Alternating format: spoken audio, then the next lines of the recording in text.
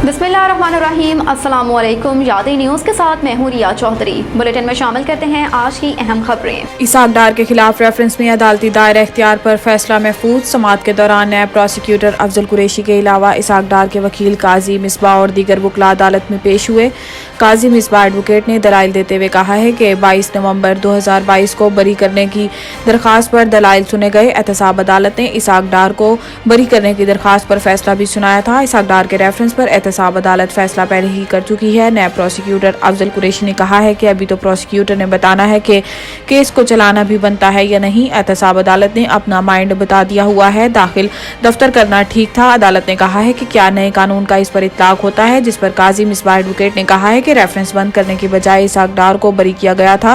Prosecution Isaac डार के खिलाफ सबूत पेश करने में नाकाम रही। सेक्शन 9A5 को भी खत्म कर दिया गया। केस से ताल्लुक ही नहीं रहा। मुकम्मल दलाइल सुनने के बाद फैसला सुनाया गया।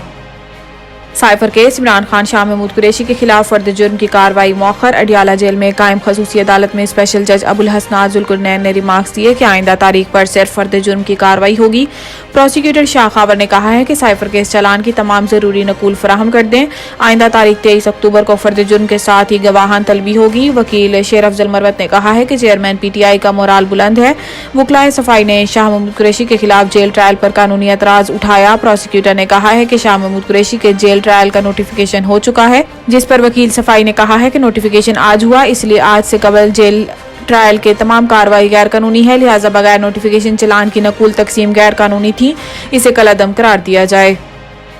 वजीर तिजारत से चीनी सरमायाकारों की मुलाकात। पाकिस्तान स्टील मिल्स की निजकारी में इजहार दिलचस्पी। वजीर तिजारत और सनअत डॉक्टर गौहर एजाज का दौरा चीन पर। चीनी सरमायाकारों और ताजरों से मुलाकात। खसूसी सरमायाकारी कौंसिल के तहत ज़राअत, कानकुनी और IT में सरमायाकारी की दावत। तफसीलात के मुताबिक वजीर तिजारत गौहर एजाज की चीनी सरमायाकारों और ताजरों से मुलाकात। चीनी कंपनी टोंगयान डोंग हवा की पाकिस्तान स्टील मिल्स की निजकारी में दिलचस्पी। वजीर तिजारत गौहर एजाज की चेयरमैन तांगयान डोंग हवा ग्रुप से मुलाकात भी हुई।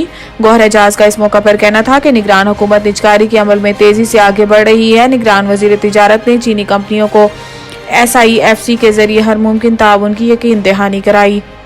खैबर पख्तूनख्वा में बिजली की लोड शेडिंग के खात्मे का फैसला कलअदम। अदालत उज़्मा की जानिब से बाकायदा से बिल अदा करने वाले सार्फिन को बिजली की बिला तातुल फराहमी का पेशावर हाई कोर्ट का फैसला कलअदम करार दिया गया। सुप्रीम कोर्ट ने रिमार्क्स दिए कि पेशावर हाई कोर्ट का लोड शेडिंग के खात्मे का हुक्म कानून के बरखिलाफ है, इसलिए लोड शेडिंग से मुतासरा अफराद नेपरा से रजू करें। कानून में डिस्कोज के खिलाफ नेपरा अथॉरिटी और ट्रिब्यूनल के फोरम कायम किए गए हैं। मुतलका फोरम के होते हुए हाई कोर्ट बराह रास्त हुक्म जारी नहीं कर सकती। अब तक के लिए इतना ही। देखते रहिए यादें न्यूज़।